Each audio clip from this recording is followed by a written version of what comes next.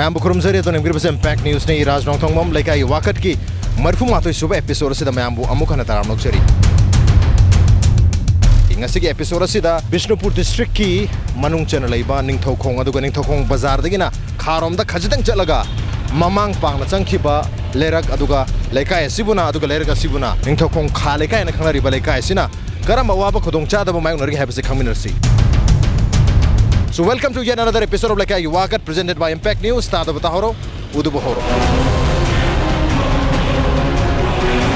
Lerak macam nasi dah nahak harus ulere Ningthoukhong Kha Leikai sukang kompal. Ningthoukhong Kha Leikai sih tuh lady hai tu ni. Ek jang bu matam dah ada ni. Kha Leikai ki Kha Leirak se. Ek jang bu ka port hole na ho re. Lambi se koi tidim sati hajin ki baga lady ba phibam je koi isit pa ya bagi nga pha ya bagi nga yo ya bagi phibam da lay rabani. Kom je thai no honab da hajik da so accident tau ke tau re. Nga sai so mi am chu ta rabani. Gari da ki. Asuma kaya se koi na hai raga so hai draga so lambi da tidim skot tau chal liba koi mantri mandol sing nadi upam thok rai ni khalle. Ningthoukhong Kha Leikai maru na Kha Leikai ki Kha Leirak se. Sige lerak sigi si Leikai sidagi Manipur ki maroi ba aso osang aita re ne ani humdi thok mane ar moi di udab jala moi se udi uram ngani adu so ai gi Leikai ai gi isa gi yeng da bida mi gi phana hona ki ba ha badu oina tho adar khalle mayam gi khaling ai da Leikai gi khan mangam dre hari so ai da koi auto parking am su are auto parking sita auto thobi ri ba koi yam basing su wari sara khang min ge Leikai sidagi hoji ori ba Manipur ki chief secretary aruga minister am su Leikai sidagi thok mane moi leilan en lambi sam patran lei asi swai gi khoi Kha Leikai gi lerak ki member sing je asina complain tau daba dei mo na su yeng chan daba na kano khangde akhoi na sum khangjak de swai sum lambi thong ji ya phat da hai tare asum le yang kuira ki smai le se sahi manga taruk sujal le da lambi gi hairga di yamna khudong thinga ore ising masing su adum khara adum wale water supply le re dita ji water supply du hojik jam function loina phana kanwin tawdri khara da area yauri ba yauri phangi ba sing sisu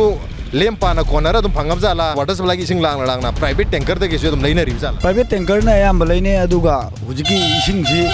laaga su ngak tharamaga adum laktaba nunti gi thabra nunti gi thade marakta hapta amada amu ani thai municipal council ki thabak si tau da jala Leikai sida lambi ya da tana solid waste ki atari amna sathi ba kanisam su lere amor kya am le si ki hek opposite ta gari gi workshop am leri Abung Kha Leikai jikam kompali. Kha Leikai je lambi thong tauri sini haji JCB na budi koli sem bagi. Man koli se. Koli moi haji. Drain sem ni hai. Drain sem mana na koli de lambi sisu WBM lo nung tha dra kari tau ne na budi honeri. Adu hajo jiki woi na di lambi je khara di phatre. Lambi se yang koi re hai se. Sem akna le ri se. Isan theng na budi kyam koi. sahi manga amu suram. Mang election maya sem gi jala. Sem gi khara de sem Kangkai kaitang cai raga di tok re. Water supply di lai re hai. Adubo water supply lai na ising se marang kai na phang budi na tri hoji su mahai tanker da gi lai na ri hai. Mase karai phok chung. Masi de 30% la le ai na 80% 70% di loin phang ya ba. Ising phang ya ba ayam ba. Aduga yam na phang de ai sina khara manung da pipe se balance jau da ba mafam da jau de aduga ayam ba di ising se 75% di loin phang ya ba. Leikai gi Wakat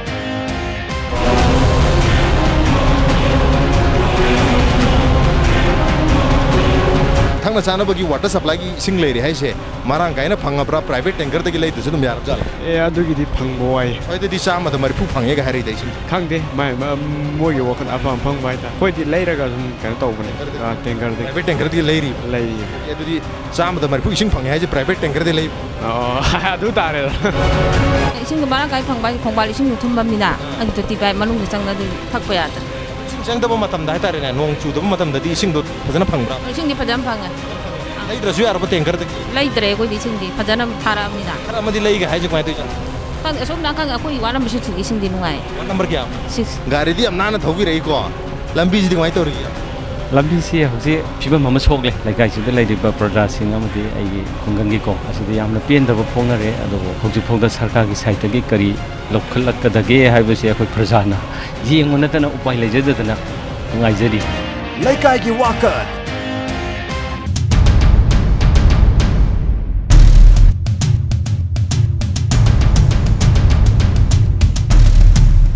Au bazar kal lambi si nungai teri ni. Biji nungai tere ba. Am kore ki smai nungai tan leri ji bo. Kuire phana kuire. Chahi mari ma phare ka hai. Au phare ba. Au phare asum da de mi bho kanu chana tra me ni ki nungai na. Asi lambi. Sem roi ga habjalo. lambi hauji pau semte asi semo inde haina bodi kuirabna adu kan hauji pau semo ya tadana asi leira ba hairu ba mi tama angau batara ba yam sathi mon le lambi swai lambi sung lei bu leitre hai tare kom yam je mathang lei bina masjid khong na chal phau da yam na farak tara lambi moiri adu mafam swai school se yam lei ba male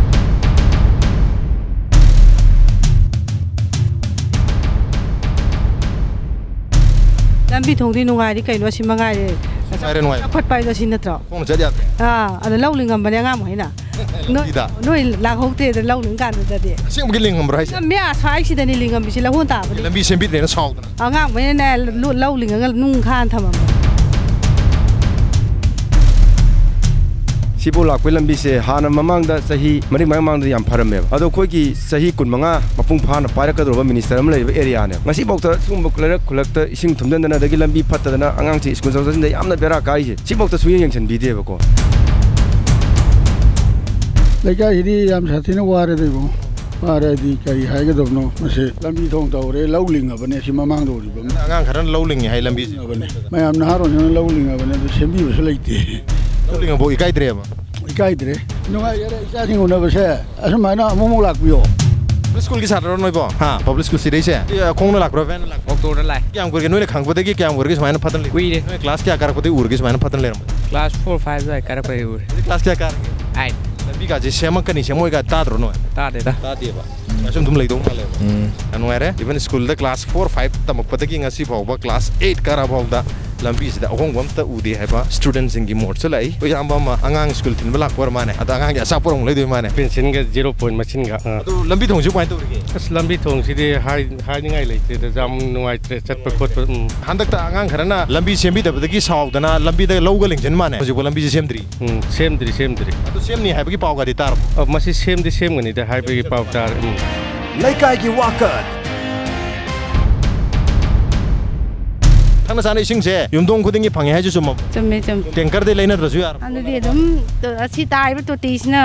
taning da ba mi di dum lai de si hoi de leidro lai bi sing je thak pa cha ba ya da bai wara kona da bai wara gai chakhum da si na ba nuai ta mot nuai te mo le ba akhoi lai ra ga thai le ra the gai gi sing lak roi ma hoi lai ba thak pa da hangoi ba hoi da ma ya hangoi je gai gi sing ja mot bai wara bai ta ge mot ya mot pa kan lai mot ta ba sudum yaw di yaw ga su thaning dre ba thaning ya matam na mo la mina mot sing se water supply sing se dum chang nai na di lai mari ni da thare min mari ni khuding gi ade chewala ma da anira ko ma thare thai adu bu thare bi sing do thak pa da nungai dre ba thak te khoi de ju bijang bo sina okay thak na chana ge dam ga thare ba portable water sina afaba ising sina thak pa cha pa da pharak ta ba hangoi bu warak pa de ki lekai miaw na madu ju bijang bai ru jamai thab da sina re thak na chana ba gi afaba ising ni haiduna private suppliers in a period but tanker gi sing se le ro sina re lekai angang ani hum akoi Ningthoukhong public school la imane class kya tamake 7 lekai lambi se kyam gorge samai phatri se uire se maro ge habro hanji o to mo se thole Ningthoukhong tu nambol tan cha ka da bane nambol tan cha ba ma se di punghai ga jang da pung ani ga jangam dong male lambi mata pung ani hene jange lambi phatta sing jang bro jange lambi ji phatta ni na di ai si ma pa adagi ekoi gi Ningthoukhong gi sigi bazar gi Dr. Changmaya sai ji phatta ni na yam khudong thi tha ma ta numit kya ne ga gari thoba ngami ge lambi mata se workshop ta ayam jangam dong male jange kaino da lambi ji phatta ni na gari shop na yam hoi lekai se na water supply gi toti gi sing do phangna basu yaure hare ko ar aphang imung jing sina hare sina phangmudi phange adu bu lai bi sing se thak pa ja ba de hangoi re anai bana nam boi re maramaduna tanker di lai re jumja ayam badi lai rim adu handak lai ba sida di phajana machine pass tawraga di khudong cha mya moini handak lak ba bu ken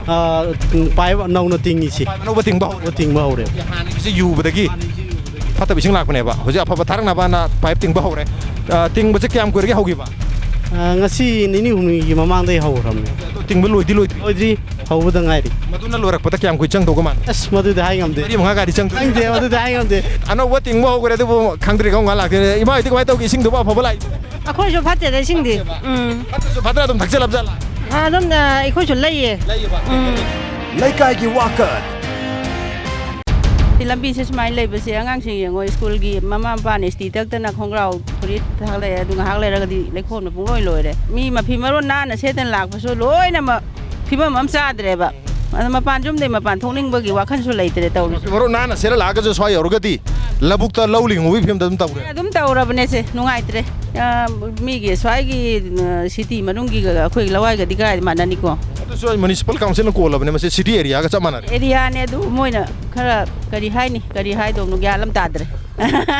kari hai don gyan tadre municipal council area ne Ningthoukhong municipal council na kon mafam ni city area ne haibani maramudna city area ge phangpham tongba facility to like dong ni adu mafam sai de laiba udri number 1 city area ge lambi si am phadau hai phagani haibani adu lambi city yadre pabong municipal council na kon mafam ni city area ni haibani urban area ni haibani urban area ge lambi just mai tok tok jal sahi amani di sure suana laibi se koni su angang jing school lakpa ri thinduk thin taw matam u se masidi matang ki sai gi area si gi pari ba koi gi councilor oro kayoro mantri oro ko moina khara yengchandra semba gi bathok tai na khanjai chahi da par ge chahi tara mutra mu par bo ising pire masi pharani pharani trauma si ising je dum pira min thodong wani ai leite adu ruga su mayam je thak puje hangoi na loi leer sina mane tanker de mani du maina tawi tanker de mo jo lebi bro tanker de koi gi tanker de gi leiba sina phobala rom de gi porokpa asidi gi oina yam leinai leiri se kai gi no leiri singa sagi sina phatraba maramna somdagi da phabu oibni na du leina bani tanker gi ising sina phare ba water supply gi ising sina phatre khara sagi mai sina ri ba kan se thare ibam kan singa sai quality si yogre ba Leikai gi Wakat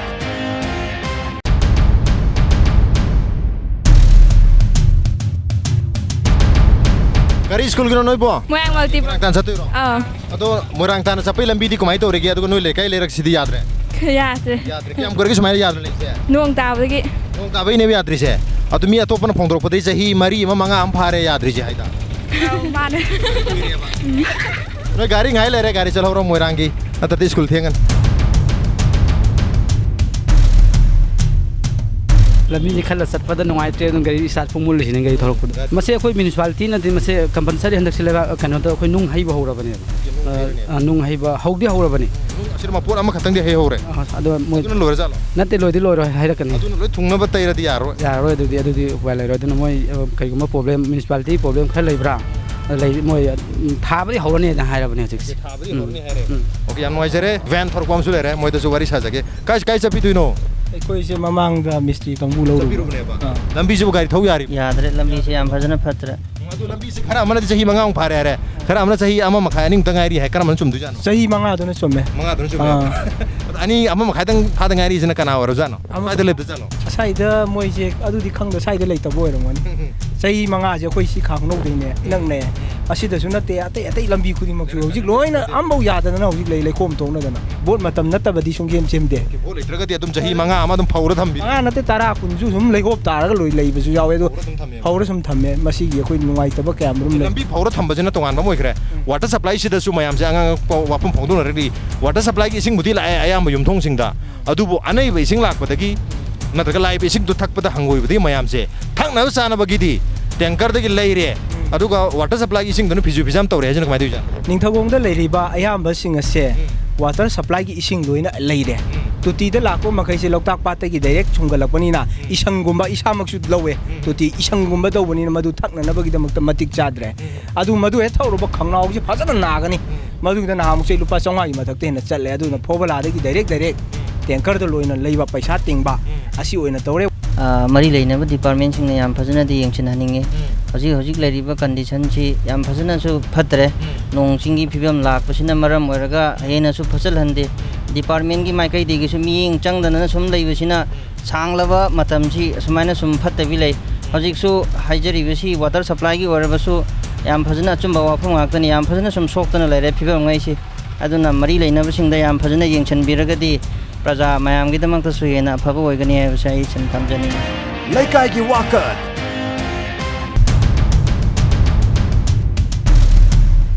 lambi sing asari ki sum chang phum matham se da lamlong kai thil jog dure lambi se aphaba mafam ataka lambi oina properly 10 feet ki pang le hog lambi se matik sungai letre kom yaw da ba area je sungai letre lambi de singai na nungai tabda singai re nungai tabda singai re wo as chief secretary ga cabinet minister me level lamli adu chief secretary su leire hare are cabinet minister su level lamam ne ba adu sumaina lambi se phutkai khuding ki kom tor leire se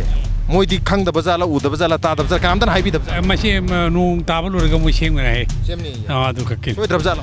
Masih same गाना खंगन अतो से नाला जु सेमने ना कोलम माने अर कोली जु पुरा ओइन कोते मफम मफम खला खला कोलेबा मसी मो बिन फंगै कोट पियाने बिल फंगनो कोट माने लंबी जो बिल फंगनो सेमक दु जाला मधु माय एमएलए सिंगी माय मंत्री सिंगी की बोल में रखे सेमक तो माले बोट में आयो रामिने सेमक तो माले याम वाजरे उजागा वारी छान जबा अतबु सेमक खदुरि मोंग सि बिल फंगनो सेमक तो रहबि मोंग ले पाबुं काय चपिरु बनो काय चपिरु लबक चलु अनर तेरा वा ते के जानु स्कूल चपने स्कूल उजारो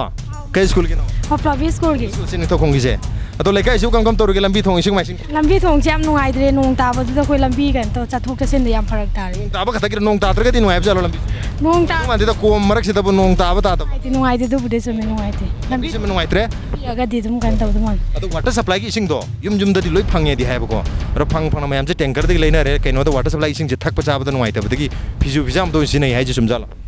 चुम्मे दुम इसागिदि कमाय तौरगे इसिंग इसागिदि दुम लइए दुम जरे वाटर सप्लाई लाकपदगी इसिंग लेना रे हाबनि लेकाय से चपी दुनो अंगांग स्कूल थिलु गायरो वारी खतंग सा होसे लेका जगम हम तौरगे गाड़ी का सुया नुआइबम थौरी लेका मुखिति जाला स्टार का से फिर मुले गाड़ी लेका यादे लंबी थोंग कमाय तौरगे लंबी थोंग जे याम फत्रे लंबी से उरुगा करी वाकन खनबिगे लंबी से उरुगा नुंग लेबा मी फवा को रिक्शा तोंगा दि नुंग का तागदो माले ने हाइबे खन अंगांग जिंग ताहोदन तोकनी अंगांग सिंग जे याम कन्न पाबी यो लंबी से जन्ना ते जादे आइना अदबाना अदम खनजरी लेरिबा लंबी के जाम नुआइजरे लेरिबा लंबी के कंडीशन से दि गाड़ी मचा दा फावा सीट बेल्ट याउद्रगदि सोंथोबा तावबि फम लेदुरि जाने ओजा और दो माले एक येंगदा दो ओजा माले करी स्कूल गिनो जाबो ओजा पब्लिक स्कूल निंगथौखोंग गिसे अदो स्कूल सु अफफब जो याम लेरा माने सोय सिदा अदो बु लेकाय सिगी लंबी थोंग सिदि फना उद्रि करी हाबिनि मसिगी मतंग सिदा मंत्री नदी अयाम मतम हुजिंग नोंजु थागिने ना मा सेमदि हौरामबा डबल लेन ओइगने ना पाक्थुकने ना हाइबा अदुदा माना अदु हाइबसिदा इखो नोंग तागिबा मरमना इखो हाइफेट खंगजबदा माना अदुगी डबल लेन ओइगनी अद सेम हौरागा अदुदा सेमदु नोंग ताबा मरमना अदु सेम तालोरा फन सेमने सेमने आइना सोइद्रब जालो सोइद्रा आइना मोइन्दि हाइ ममांगी नोंजु पन्था मयाम सु लालम मनी अदुदा से मौद्रि करी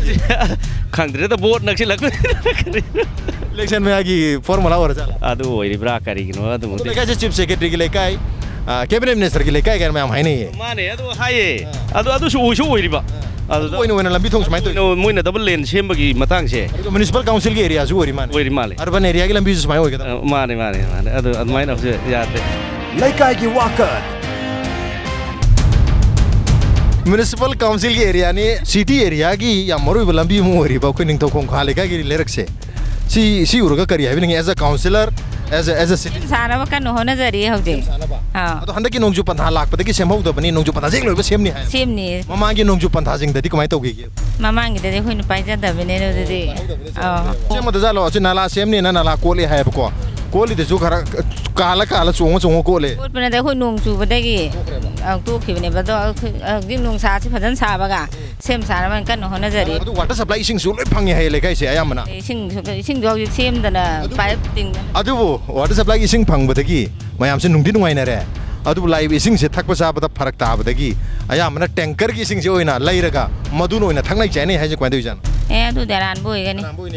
आयामना दे माइलो हारे त कमाइ लांदु जान पाइप काइबदगी याददना तौबनेबा हौजिसि पाइप तु सेमदना एखोय से अनौबम लाइदा सि जौरगलेबा अनौबो तिंगबा हौरे दि हाय अनौबो तिंगबा हौरे असि कम का लोदु जान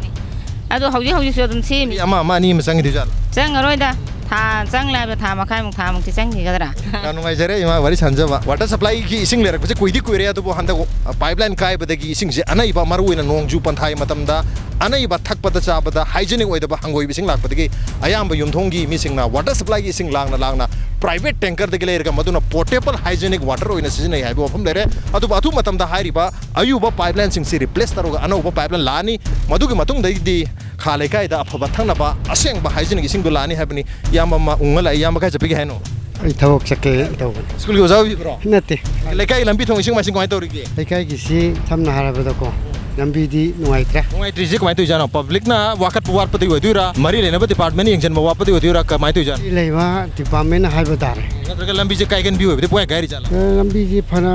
कुइना दिकारम तेको नोंचिंग सिना फतबगी गाड़ी से याम तोइना सेन भाइ तारे को लेकाय की वाकत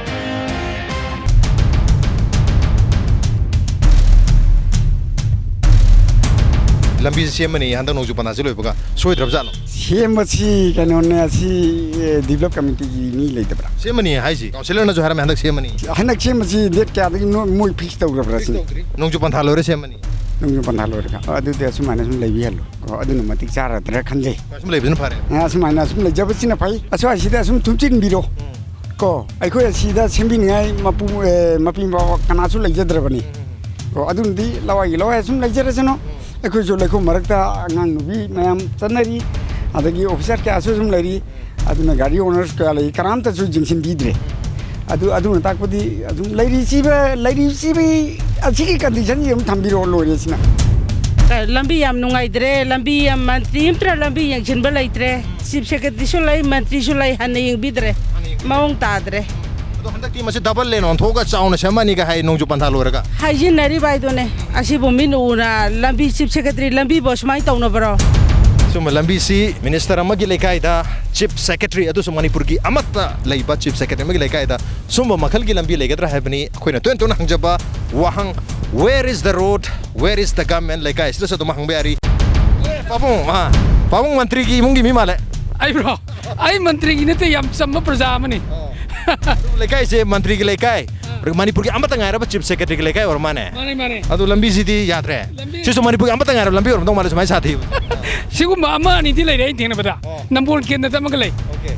present tong na yare ga war guinness record kar chanba yani guinness record chanba ya lambi ne to pamung hujik thabak chapir turi piango banana sri ga ga yam tham chin thok jare halak padal labuk chalo go saman du jala khangde hujik ai lak da matai chin thok na khang jare adu lekai je handak nongju pantha je loi baga lambi semani hai handak to ji kui dana nala ga ju kot pa hogra mane kayam yamna hadi thaja balai bige confidence le bige lambi semak pusida masi boat maya gi mali thaja de da trick male mane kono kan ka lak to male kui do mandre election maya gi mikhal maya ge trick male trick of the trade politics se trade oina loroga kui tricks of the trade male habni sembi gi habe targedi mamang chahi mari manga se sumaina phatna dum le ramne maram sembi bi yai handak to su iki kui dana ha singna lambi maya da lowling hi balere masi gi pausi mari le na bamiusna soina tara magani atu bo hoji phau da action oina lakot plaitri ima mazulere ima da wari sajage kai ja piro ma bo sorong masakta ima ja maru mine le kai sigi minister khatana maru banate prajajni am maru rise ado prajamo ina le kai sire thengnari ba nungai ba awa ba kai ke le khang haibiu kai nungai re le kai sida le kai si nungai ba si yawi nungai ta si yawi kari no nungai re jibo lambi nungai te nungai ta bam di le lambi nungai te ising di nungai biraba ising yawa bo ya kai no ising wari jina ising wa ba je pali ising jang ba thungol pa je inkon put panina aduna ta ba thana jana bising do adu di to ti ising marung makta dum phange humni lepaga mari ni lepaga dum phange leina drasu yar ising di leida ba yaye lambi si yam nungai te ba kai sida chiengi ising gi mai gi nungai na thambi taraga su manipur gi atopa leikai singa miam ga connect tawada ba koi lambi hainari ba angrezi dana lifeline hainari ba line jema de kakthala lere ima su yam nan tholai kai chabi duni ma bo asti chalu ge bo duni ba yam nan asmai thola ga lambi si chatpata kari wakan bhaubi ni philol ma hai loe lai khom na मंत्री पानबा लमनी ना लंबी थोंगदी नुंगाई रे चटपा याद लेखोम थोग लेबा government थादर को पैसा दगी same ग्रबनेबा अदु करी हायगदे खंगदे सेम कुइने चतब सेम मिजिंग सिजु हाइबा मी गातने मी गात ओइदना खोंग नों लंबी दं बिसे खरा तो सेम याना बा तो ने बिल लौथोकबा याना बा ना कंडीशन दो अदु थमलबरा खंगद्रे कोइ अदु कंडीशन जे अदु हंदक नोंजु पंथाजेक लोइबगने अपाक पलंबी मा डबल लेन सेमानी हाइए करी हाइबनी सोइदन सेमक तो मान मदु अखोइ थाजबगी वांगबद लई बोट की ममांगी वांगांग बा माल लेकाई की वाकत Ningthoukhong Kha Leikai gi lamlong kaithel maning de lere kaithel jig heng mamang de electric transformer malai transformer jig heng manakta stationary gi dukan hai tare dukan si ta khoi yamam lere lambi thong ising ba sing gi di phatre lambi semba matam da khoi gi phajana quality leina semam da haidra adu da gi odubra kari habini masida da quality leiba leireng khambi to si ampa na di leida quality leiba leita ba che khoi lambi se thonggat ki bane thonggal ga semak ba du na su oi bane ba so ase aduna man sahi mari mamanga amang oiraga so matam do khoi na nung masa ku manchi gi site gi nung ku kare ai tare ma turian gi nung ko la thongale na thongala bo matung da du ga muk semak bane ba aduna tong na sem tara ga de lambi to masana khrati phabam thokne du yam sumana kaisel ai sidi hanai ga de yam tong le hana di khungu muki fulani muki makha le ram lambi ne ba adu si la han koilas bu thabu thara dro si bo koilas se han repairing am si nong ching loi ga la khani ha be pau di ta ri sahi buding la pro sai amni ama anatraga ani adu matung da lai election में आगे लागतो जाला तरगा ꯁꯦꯝꯐꯝ ꯊꯣꯛꯄꯒꯤ ꯀꯥꯏꯕꯒꯤ ꯂꯥꯛꯇꯣꯏꯖꯥꯠꯂꯣ ꯃꯗꯨꯃꯛꯇꯤ ꯍꯥꯏꯕꯁꯨ ꯉꯝꯗ꯭ꯔꯦ ꯃꯣꯏꯅ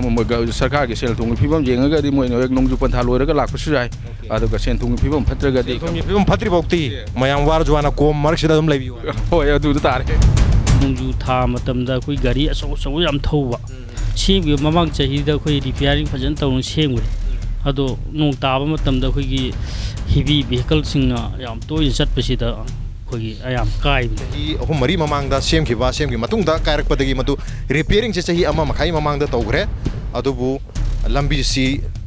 ꯒꯥꯔꯤ ꯑꯆꯧ ꯑꯆꯧꯕꯁꯨ ꯌꯥꯝ ꯆꯠꯄ ꯑꯗꯨꯒ ꯃꯔꯨꯑꯣꯏꯅ ꯏꯁꯤꯡ ꯆꯦꯟꯁꯤꯜꯂꯛꯄꯅ ꯃꯔꯝ ꯑꯣꯏꯗꯨꯅ ꯏꯁꯤꯡ ꯇꯨꯡꯉ ꯂꯩꯔꯒꯗꯤ ꯀꯣꯏꯂꯥꯁ ꯑꯣꯏꯔꯒꯁꯨ ꯃꯁꯤ ꯀꯥꯏꯔꯛꯄꯅꯤ ꯍꯥꯏꯕꯒꯤ ꯋꯥꯐꯝꯗꯤ ꯂꯩꯔꯤ ꯑꯗꯨꯕꯨ ꯀꯣꯏꯂꯥꯁꯀꯤ ꯃꯥꯒꯤ ꯊꯥꯕꯒꯤ ꯆꯥꯡ ꯍꯥꯏꯒꯗ꯭ꯔꯥ ꯃꯁꯤꯒꯤ ꯀꯩꯅꯣꯁꯤꯁꯨ ꯀ꯭ꯋꯥꯂꯤꯇꯤꯁꯤ ꯈꯤꯇꯪ